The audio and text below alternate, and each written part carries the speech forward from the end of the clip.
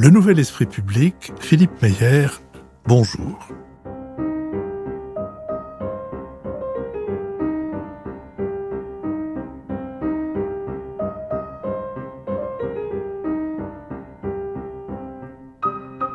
Bonjour, si vous entendez un peu de quelque chose de lugubre dans mon bonjour, c'est parce que ce sera le dernier de mes entretiens avec Marie-Vonne de Saint-Pulgent, l'auteur de Les musiciens et le pouvoir aux éditions Gallimard, de Lully à Boulez dont nous avons prononcé le nom la semaine dernière dans notre cours coup de périscope sur la situation pendant la guerre et l'absence de politique culturelle du gouvernement de Pétain en ce qui concerne en tout cas la musique. On est après la guerre, la culture devient un ministère, j'allais dire de plein droit, enfin un vrai ministère, pas un secrétariat d'État ou un sous-secrétariat d'État. Et donc à partir de ce moment-là, la nécessité et l'idée des commandes d'État deviennent importantes, et en même temps la nécessité d'organiser la musique, d'organiser l'enseignement de la musique et d'organiser les conditions de vie des musiciens. Vous disiez, Marie-Vonne de Saint-Pulgent, à propos des premiers contacts professionnels entre les musiciens et la musique, que les conditions financières et les conditions de respect des droits d'auteur dans lesquelles ces collaborations se sont faites étaient pour le moins vagues et rarement, sinon jamais, à l'avantage des musiciens. Donc, tout ça est mis sur la table, et de quelle manière l'État, à travers son administration, entend-il intervenir? Alors, il y a une période... alors, quand la guerre se termine, tout rentre dans l'ordre, si on veut, mais il faut reconstruire la France, un mauvais état économique. Le grand acteur de la politique musicale de l'époque, c'est la radio. On a complètement oublié à quel point la radio publique, dont le monopole est établi à la fin de la Seconde Guerre mondiale. Avant la Seconde Guerre mondiale, il n'y a pas de monopole de la radio publique, mais après, on crée le monopole de la radio, vu l'importance qu'elle a eue dans la propagande des régimes totalitaires. Et la radio publique, dans lequel il y a des musiciens qui jouent un rôle extrêmement important. Le créateur de France Culture, par exemple, est un compositeur, Grand Prix de Rome, et il va lancer une politique musicale extrêmement importante, avec des milliers d'heures consacrées à la musique savante, plusieurs, jusqu'à 14 ou 15 orchestres en région, des commandes de musique d'avant-garde avec la création de studios de musique acoustique, le rôle de Pierre Schaeffer, entre autres. Vous allez à la fois une musique expérimentale qui est produite à la radio, des concerts de musique classique très importants, des orchestres en nombre. Ils emploient un nombre considérable de musiciens. Il y a aussi la création du théâtre musical. Tout cela fait un volume considérable d'heures de musique qui sont des commandes publiques aux compositeurs. La radio et Henri Barrault sont le ministère et le ministre de la musique. Exactement. Et aussi du théâtre, mais enfin bon. Malheureusement, le monopole ne dure pas, car vous avez la création des radios périphériques, donc en fait RTL, etc. Et une autre révolution musicale, qui est la musique qu'on a appelée yéyé, c'est-à-dire l'irruption d'une musique très populaire qui va faire une concurrence déloyale, nous dirions, nous les musiciens savants, à la musique des jeunes, qui plaît infiniment à la nouvelle génération, beaucoup plus que la musique austère, savante, etc. Et un ministre qui s'appelle Alain Peyrefitte, constatant que la musique savante coûte plus cher qu'elle ne rapporte, si je puis dire, plus une politique de création qui devient vraiment avant-gardiste, avec l'éruption des mouvements d'avant-garde radicale dans la mouvance qu'on a appelée sérielle, c'est-à-dire la systématisation du système inventé à Vienne entre les deux guerres par Schoenberg, Berg et Webern, le dodécaphonisme, qu'on applique à toutes les dimensions de la musique, et ça devient la musique sérielle, avec en tête de cette avant-garde des musiciens allemands, suisses et à Paris, le jeune Pierre Boulez et son domaine musical. Pierre Boulez est d'ailleurs, les premières œuvres de Pierre Boulez sont d'ailleurs produites à la radio française, qui contrevient à la légende selon laquelle la France ne l'aurait jamais soutenu. Mais très vite, il va surtout être actif en Allemagne et sur les radios allemandes. Et en tout cas, une politique de production musicale trop avant-gardiste pour un public qui reste plutôt attaché au langage des six, justement, et une rupture qui va finalement créer un problème avec le public de la radio. Et donc Perfit décide de tailler dans le vif, supprime tous les orchestres en province, à l'exception des 2 orchestres parisiens, taille très sévèrement dans les programmes musicaux, et la radio cesse d'être au centre de la production musicale. Et donc, il y a une crise majeure de la musique. Alors là, la grande presse s'en empare, les musiciens importants de l'époque, il y a toujours Milhaud, Honegger, c'est toujours eux qui tiennent le haut du pavé, et vont organiser une campagne de presse. Et quand le général de Gaulle crée le ministère des Affaires culturelles, il y a un embryon de petite administration de la musique, mais qui se réduit à 2 ou 3 inspecteurs de la musique, dont un qui sera le jeune Marcel Landowski, qui est de moins en moins jeune quand même, qui a déjà une certaine réputation, et qui est un compositeur d'opéra très joué, un fils, né dans la musique, d'un père grand sculpteur académicien. Et donc Marcel Landowski est nommé inspecteur de la musique, mais il n'y a pas vraiment de politique musicale. La politique musicale est une annexe de la politique théâtrale, en fait. Et il y a très très peu de moyens investis là-dedans.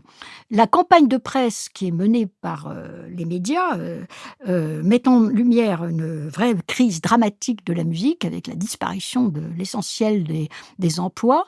Et Malraux se fait interpeller au Parlement sur son absence de vraie politique musicale. Il répond d'ailleurs: on ne m'a pas attendu pour ne rien faire pour la musique, mais néanmoins, en bon politique, se rend compte qu'il faut faire quelque chose, et on va demander un plan à l'inspecteur de la musique en place, qui est Marcel Landowski. Et celui-ci, qui est du Sérail et qui a aussi une ascendance politique, il descend de deux grands ministres de la Troisième République, dont le célèbre auteur du décret Crémieux, donc Crémieux, qui était un des ministres importants de la Troisième République. Puis par ailleurs, il a une ascendance artistique, il descend d'un grand musicien belge aussi. Cette double ascendance va faire qu'il va comprendre très vite, il a un peu l'instinct politique de notre lointain, Lully, notre premier héros, en moins méchant quand même, et en moins ogresque, disons, avec un peu plus de scrupules. Et donc, il va bâtir un plan qui consiste en remplacer les emplois privés disparus par des emplois publics.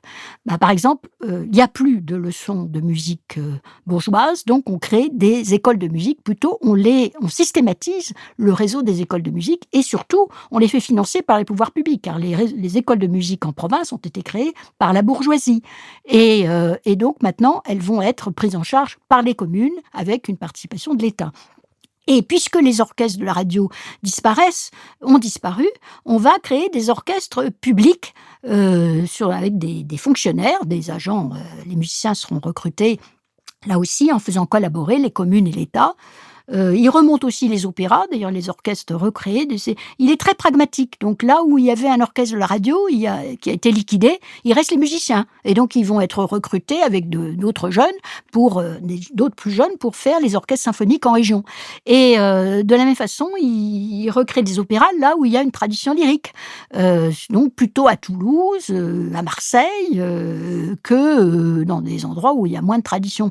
Mais il y aura quand même dans la Loire, dans les Pays de Loire, à Lyon, à Strasbourg, grande tradition musicale, proche de l'Allemagne. Et donc avec comme ça un esprit très pragmatique, il va faire un plan d'ensemble proposant au ministre une sorte d'État-providence musicale qui va se substituer au marché disparu.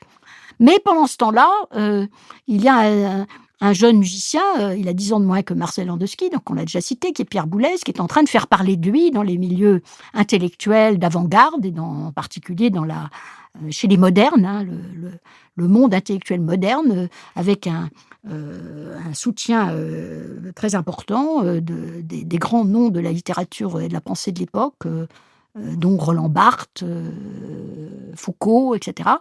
Lui, il propose quelque chose de totalement différent, c'est de mettre la France à la pointe de l'avant-garde de la révolution, enfin de la révolution musicale, et donc de créer un pôle d'avant-garde artistique à Paris, c'est-à-dire lui, il propose de faire prendre en charge sa propre politique, qui est le domaine musical, qui est financé par la dernière des mécènes musicales, qui est Suzanne Tesnas, et qui est encore le système des Noailles et compagnie, mais c'est une famille industrielle.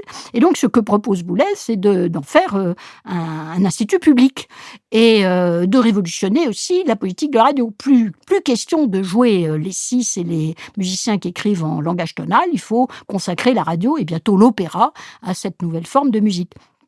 Et il séduit les proches collaborateurs de Malraux qui ont l'idée que le ministère doit financer l'avant-garde artistique et littéraire aussi, qui sont Gaëtan Picon, un proche conseiller, un ami de Malraux, et son collaborateur au théâtre qui est Émile Biasini. Et donc, ils vont proposer à Malraux de confier cette politique musicale à Pierre Boulez. Mais finalement, au terme d'une semaine obscure et de batailles de toutes sortes, de l'ombre et officielle, avec la participation remarquée du Nouvel Obs, finalement, à la surprise générale, enfin à la surprise de son entourage, Malraux choisit le plan Landowski, et c'est alors que Pierre Boulez décide de dire adieu à Malraux, donc au Nouvel Observateur, et quitte la France avec éclat. Et au passage, abandonne son œuvre, le domaine musical, et se réfugie en Allemagne. À Baden-Baden. Cette querelle entre Boulez et Landowski, c'est la querelle entre deux compositeurs, et en réalité, je pense que leur double qualité de compositeur, Dieu sait si leurs compositions sont différentes, elles sont différentes dans l'accueil du public. Landowski, vous l'avez dit, a été beaucoup joué, ses opéras. Boulez est peu joué, il a très peu produit. Je crois le total de sa production est assez modeste. Se compte en quelques heures de musique. Landowski, évidemment, c'est beaucoup. Et en réalité, ce qui aura percé, me semble-t-il, chez Landowski, c'est le fonctionnaire, c'est le haut fonctionnaire, c'est le sens de l'État et de la possibilité, même l'obligation pour l'État de jouer un rôle dans la vie musicale voulant dire aussi bien formation à la musique, ouverture à la musique, que statut des musiciens, situation des musiciens, etc. Et là, on retrouve quelque chose qui est en bien des égards très, très français, dont vous nous avez décrit un peu l'ascendance, mais finalement, cette querelle Landowski-Boulez présentée comme une querelle de compositeurs, me semble-t-il, n'en est pas une. Non, Malraux n'a pas fait le choix d'une esthétique musicale, c'était pas du tout son sujet. Son sujet, c'était, vous avez une crise de l'emploi dans la musique, quelle est la réponse ? La réponse de Boulez ne collait pas. Il proposait de faire un orchestre de prestige à Paris et de privilégier la musique d'avant-garde. C'était pas la réponse à la question posée. Landowski avait compris quel était le sujet, d'autant plus que lui-même était atteint par cette crise. Il la vivait. Et il vivait d'ailleurs, il l'a raconté dans ses mémoires, il vivait pour l'essentiel de la musique de film, parce que le reste de la musique ne finançait plus son homme. Même si il avait beaucoup de commandes et il était joué essentiellement d'ailleurs par les jeunesses musicales. Donc il avait très très bien compris quel était le sujet, et surtout son plan concernait l'ensemble de la province.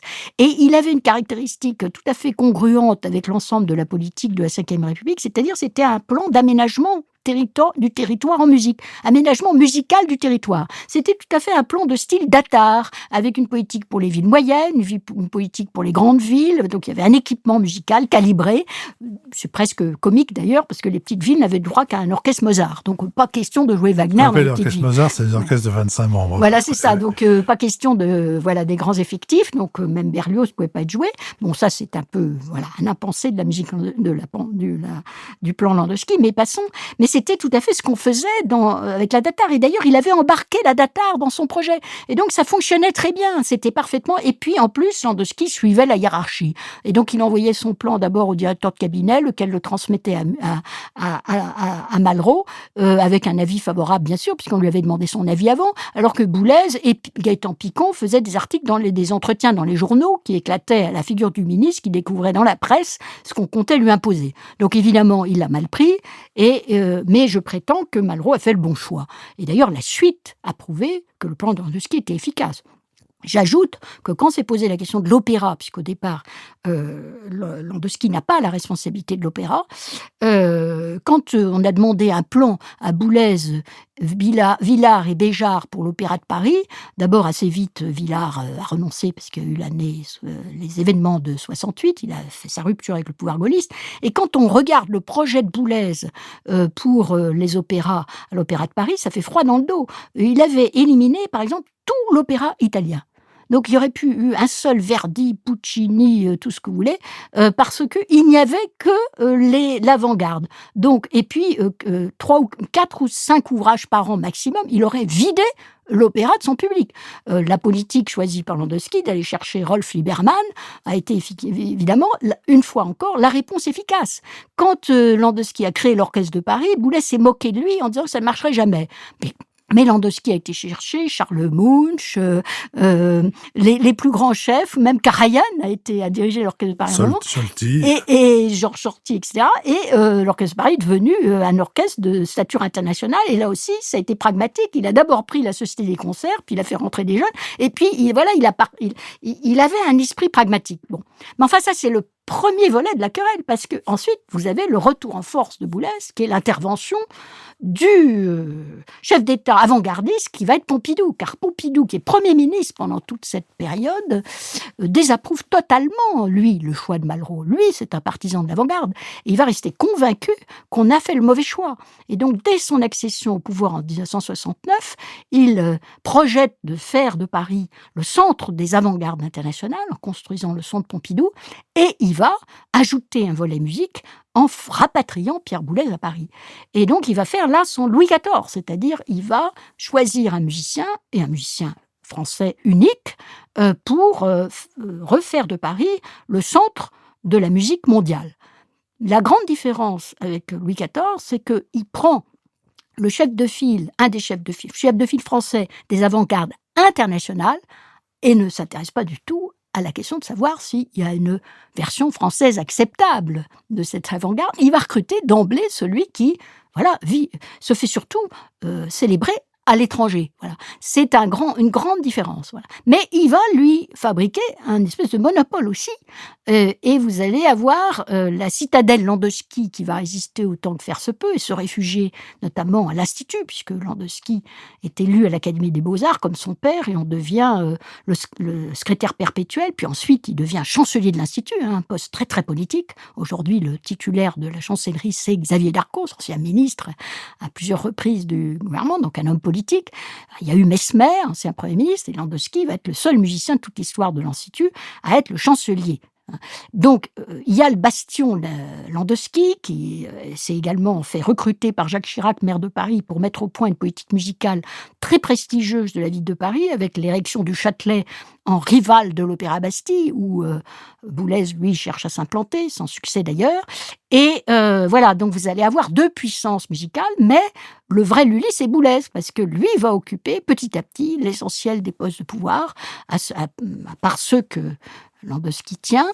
Même le Châtelet, Landowski va être éloigné par Chirac et va lui succéder Stéphane Lissner, qui sera beaucoup plus boulezien, et Boulez va s'installer au Châtelet, comme il va s'installer à la radio, comme conseiller musical de la radio, comme il va s'installer dans les nouveaux endroits construits sous l'ère Mitterrand, c'est à la Cité de la Musique, et il va tenter de s'implanter à l'Opéra, et ce sera son seul échec d'ailleurs. Il va même être élu professeur au Collège de France, et donc vous allez avoir la construction extraordinaire d'une carrière. Vous aurez un musicien représentant une esthétique très minoritaire, à la fois en France et à l'étranger, qui va monopoliser tous les postes de pouvoir sous la Ve République jusqu'à sa mort.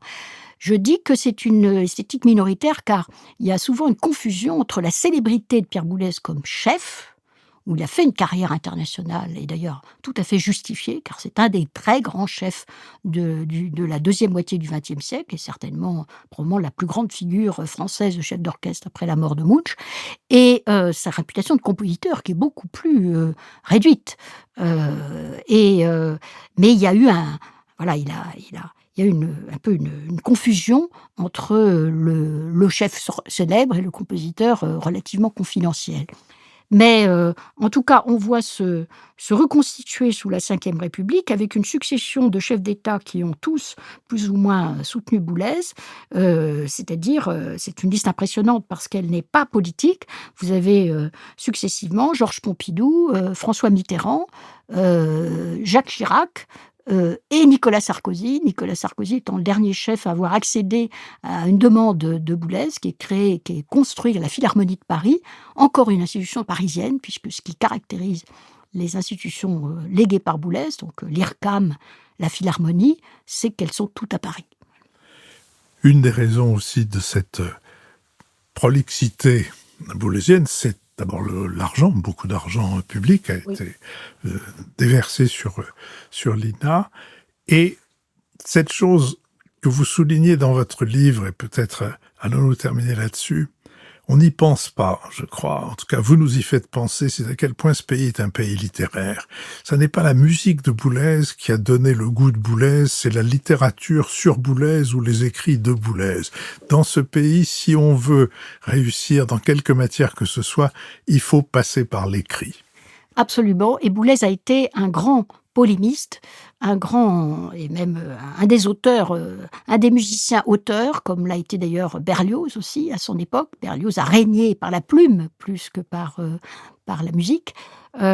Et aussi, et de la même façon, quand Gluck a voulu conquérir le marché parisien, il a fait une préface d'Alceste et qu'il a répandue dans les milieux littéraires. On réussit en effet par le verbe.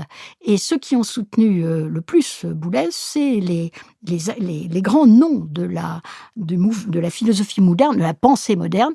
Il y a quand même eu un résistant, il faut le souligner, c'est Claude Lévi-Strauss, qui, dans Le Cru et le Cuit, a démonté la magie, l'illusion, je dirais, du décaphonisme, mais Lévi-Strauss était musicien, à la différence de Foucault.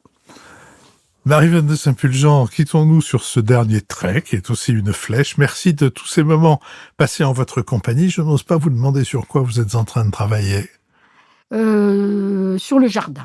Sur le jardin. Ça, évidemment, pour la radio, ça sera un peu plus difficile, mais nous veillerons quand même à transmettre ce que vous aurez trouvé sur cette question. Merci et à nos auditeurs, à dimanche.